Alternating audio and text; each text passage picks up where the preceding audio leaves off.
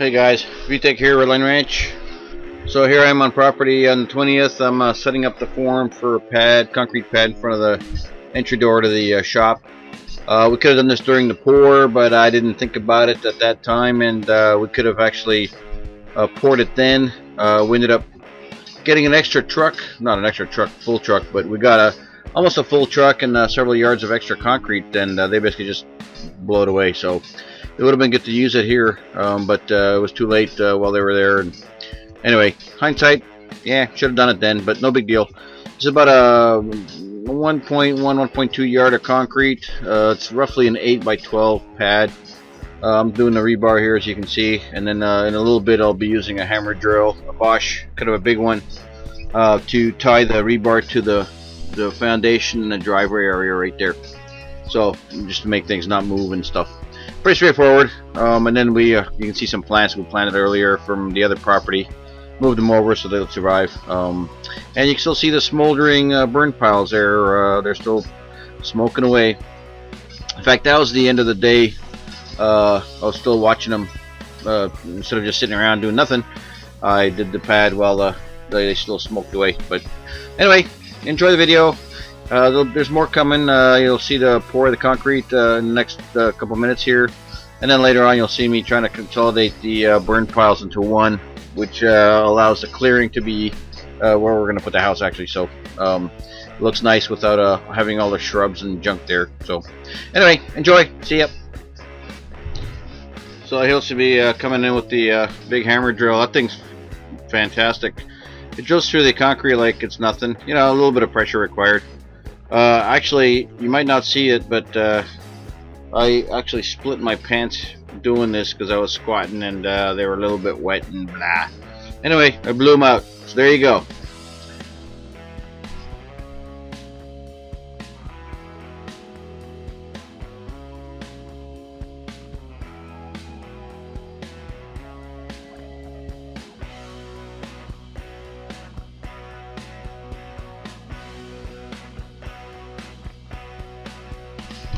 So you can't really see what I'm doing off picture, but what I did is I used my rebar bender and cutter to do slight bends in little sections of rebar, and I hammered those into the holes just to put some load on them, and then I'll tie them up with wire ties in a second, so everything's kind of tied together, and hopefully the concrete will make it all stay together.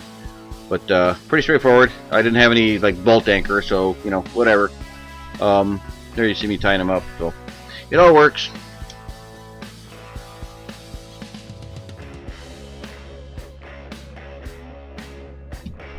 So the concrete pour, yay! So it's kind of goofy weather. Angie, myself, and Tim, my next door neighbor, he's going to show up in a few seconds here, minutes actually. But anyway, we're going to try doing dual mixers. I had my mixer in the middle of the pad, and I just basically just mixed it there and poured it right in the spot. And then Tim did it right on the driveway area, and kind of got through that way.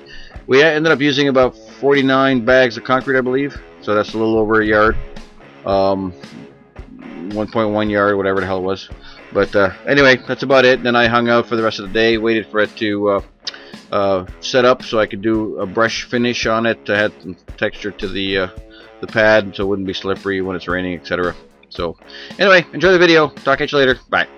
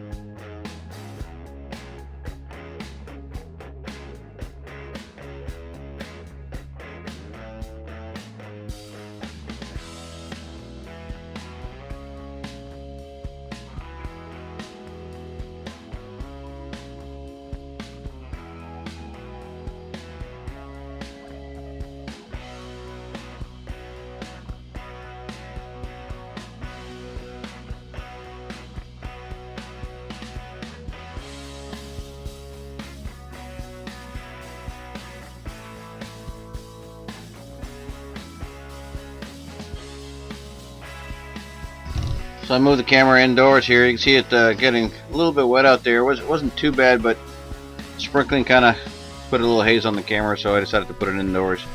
And then, of course, you can't see a whole lot because there's a big old drum in the way. But anyway, here you get what you get. I moved the camera in a few minutes here.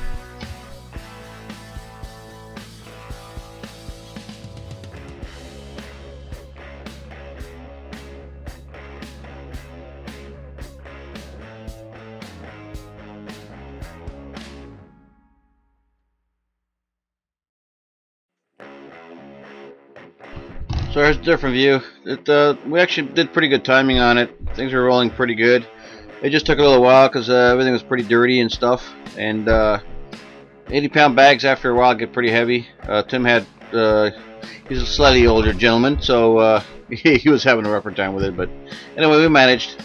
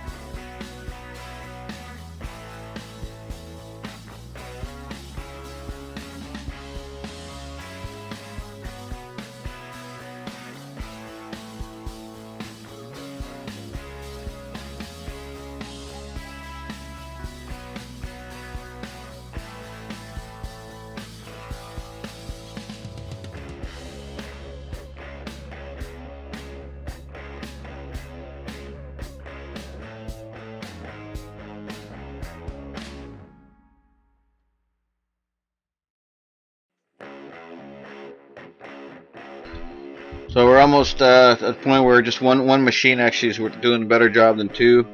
Tim was using a shovel to fill the mixer, etc., and then we were dumping it right on the driveway. Tim had to leave, meet up with the concrete guys to do some work at his property, or estimate some work for him. And here we are. We're trying to manage the water issue that we're having. Everything's kind of wet because it was drizzling a bit, and then of course we were hosing off the driveway so the concrete wouldn't set on it. Anyway, so here we are. We're trying to brush the extra water away. On purpose, it's going to pour down the hill, and that's, you know, by design, just not while we're pouring concrete. So anyway, Angie and myself are trying to keep that under check. We're almost done. You can see that we only have a few feet left of the concrete, and then in a few seconds here you'll see us completing that. And then Angie leaves, and I hang out and wait for the actual stuff to cure enough so I can do the brush finish on it. See? Easy.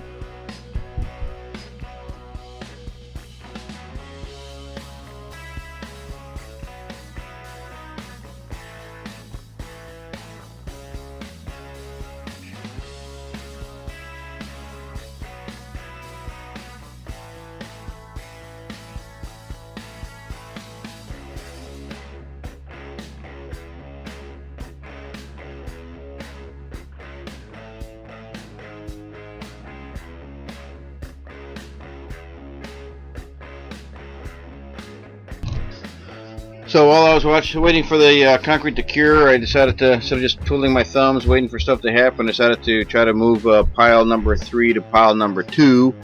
I moved pile number 1 already, and you can see the ash and stuff. It's still hot, by the way, so just FYI. And of course the wind's going the wrong direction, so it didn't matter which direction I went. The ash plume was in my face. But anyway, I did a pretty quick job of this, I think, and then I don't know if you watch all the videos, but I put a hole in the fuel tank on the Bobcat, so it's kind of out of commission, so I had to use a tractor. In summary, the tractor, yeah, it's useful.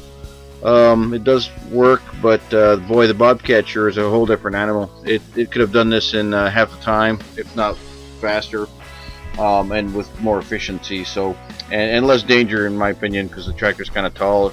You can't really see the slope. You see a little bit of slope on the property, but the track can get a little bit unwieldy here because you get on a bump and stuff, and it almost feels like you're gonna fall over. Anyway, no big deal. It managed to do it.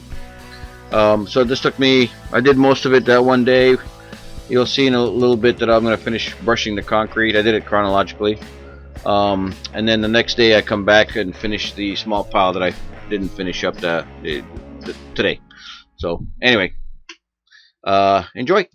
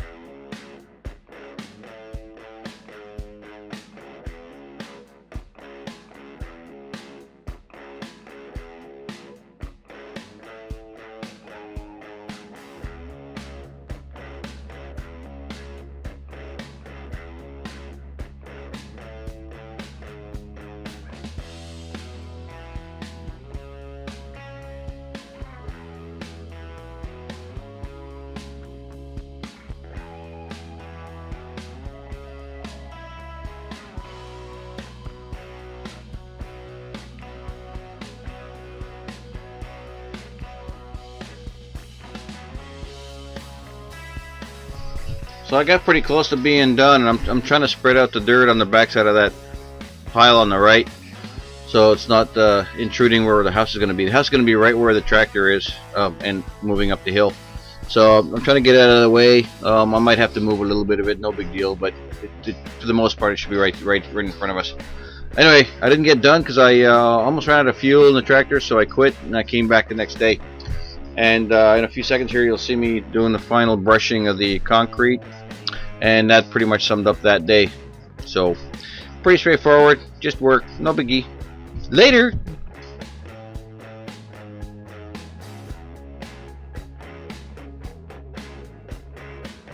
And back for day 2 of the consolidation of the dirt pile. I didn't tape the whole thing. I basically, it's just rinse and repeat, right? So I'm almost done here. I get the last few big rocks. There's some really cool rocks. The fire actually does some really cool stuff to it. Cleans the rocks real well. And the tractor's kind of a pain in the butt to do this with. The Bobcat, I enjoy doing it much, in my opinion, faster and safer. Anyway, you can see the pile of smoke in there. I found a couple pieces of wood and I threw them on there, and I'll add some more in a few minutes here. But anyway, pile number 2 is gone. So all the piles are, the shrubbery is burnt. So we're done with having a cluttered clearing. The only pile is in front of us, and that's probably going to end up being spread across that right side of the clearing anyway, with us picking out the rocks that we want to use for landscape at a later time. You can also see right above the tractor there on the left, and right in front of us, kind of the silver hues to those trees. They were the ones that were kind of, I guess, hit with the heat from the fires. I guess they, if they're within 20 feet, they seem to succumb to it a little bit. But anyway, sorry to damage them, but they'll survive.